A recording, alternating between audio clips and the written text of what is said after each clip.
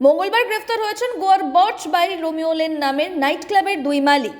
দুই ভাই, তাদের নাম হলো গৌরব লুথরা এবং সৌরভ লুথরা। দিল্লি বিমানবন্দর থেকেই তাদের গ্রেফতার করে পুলিশ। এরপরই গোয়া নিয়ে যাওয়া হয়েছে লুথরাদের। আদালত গোয়া পুলিশকে দুদিনের ট্রানজিট রিমান্ড মঞ্জুর করেছে। নাইট ক্লাবে অগ্নিকাণ্ডে অনিচ্ছাকৃত খুন ও অবহেলার অভিযোগে অভিযুক্ত লুথরা ভাইদের ম্যাজিস্ট্রেটের সামনে হাজির করা হবে আজই।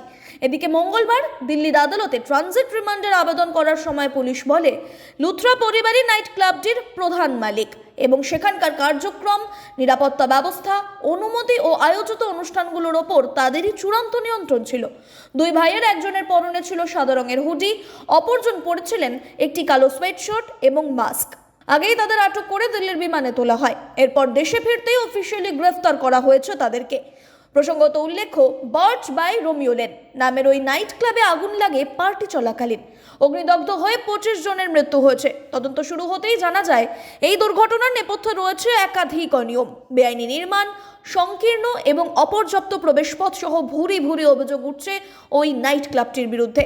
এদিকে দেখা যাচ্ছে, নাইট ক্লাবের দুই মালিক চলে গিয়েছেন থাইল্যান্ডে।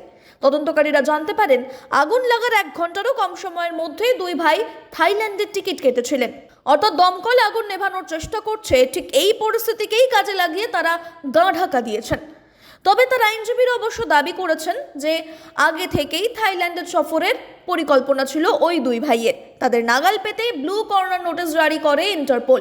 এদিকে লুথরাদের আইনজীবী দাবি করেন, রক্ষা কবচ পেলেই দেশে ফিরবেন দুই ভাই, যদিও সেই আবেদনে একেবারেই সাড়া দেয়নি আদালত। এরপর আটক হন তারা। এবার তাদের দেশে ফেরানো হলো। প্রসঙ্গত উল্লেখ্য, হোটেল ব্যবসায় প্রভাবশালী হিসেবে পরিচিত লুথরা ভাইদের বিরুদ্ধে এবার বড় কর্পোরেট জালিয়াতির অভিযোগও উঠে এসেছে।